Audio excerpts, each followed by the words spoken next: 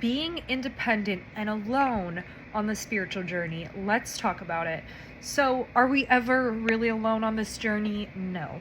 We are actually highly supported no matter what soul experiences you signed up to have, in addition to whatever you experience in present time that is playing out the energy return or karma, as some might say. None of that matters. You will still always be supported, regardless if you were considered a starseed, a light worker, an earth angel, or not. Every single life form has its surrounding of spirit guides and protectors, but some of you guys might still believe that you're not supported due to the way that the 3D experiences have played out. Maybe you have gone through a set of experiences that led to your awakening, or a set of experiences during or after an awakening and on your ascension journey. Wherever you're at in your life, you have gone through something, I suppose, that may have led to a couple losses. Well, first we need to understand, 111 as I say this, that we will all each experience the lesson of loss in our life. We will experience what it means to have people in our lives for a reason, a season, or a lifetime. But we will also experience the importance of valuing our journey, valuing ourselves through self-worth and self-love. As cliche and fluffy it may sound, it is the reality that when you focus on self, not in a selfish way, in a selfless way, where you are going within and you're actually doing the shadow work, you're actually checking your mental well-being, which is something we don't always talk about here on School of the Ascending. The importance of the mindscape, right? Your emotional health plays into that. This is the right and left brain, both your thoughts and emotions.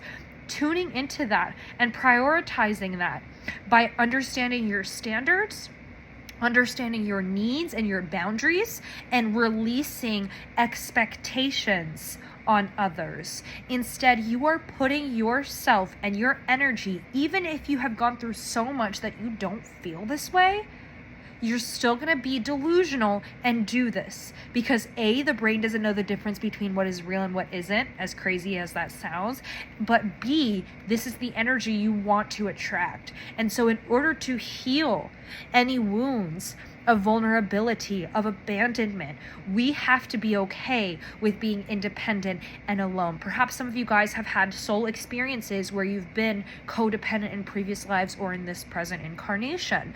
Maybe you don't remember those past lives, or maybe you haven't had that experience in this one.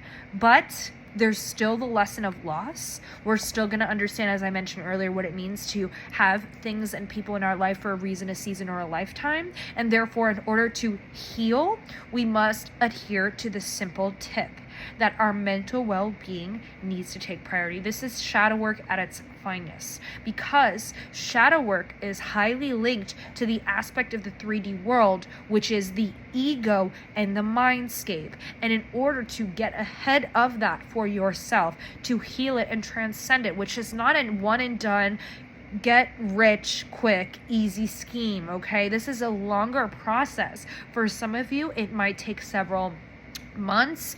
For others, it will take years. And for many, if not all, we will experience that repeat of that lesson as a test to our journey, okay? The saying goes, new levels, new devils.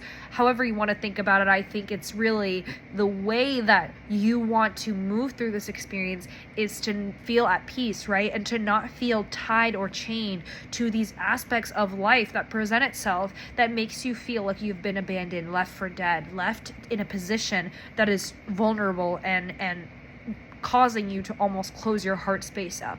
You are supported across all levels in astral, and even if we don't see it and feel it, it is there. Know that it is there. This is an automatic, okay? It's an automation to this experience. Everyone that is of life has its spirit guides and its protection, okay? But beyond that, I understand the need to feel a connection to in the 3D aspect with 3D people in your everyday life, and you will receive that. But right now, there's an encouragement, a healing tool that is at play here, and perhaps even a channeled message, because this is really how it's coming through for you all this week, is to understand and identify what your standards are, what your needs are, what your boundaries are. We are getting really clear on our mental well-being, our emotional well-being, and our mind space, okay? In order for you to do this, you're gonna have to sit with yourself, give yourself 10 minutes, set the alarm on your phone, and think, what are my needs? What do I need in my relationships, personal, professional, intimate?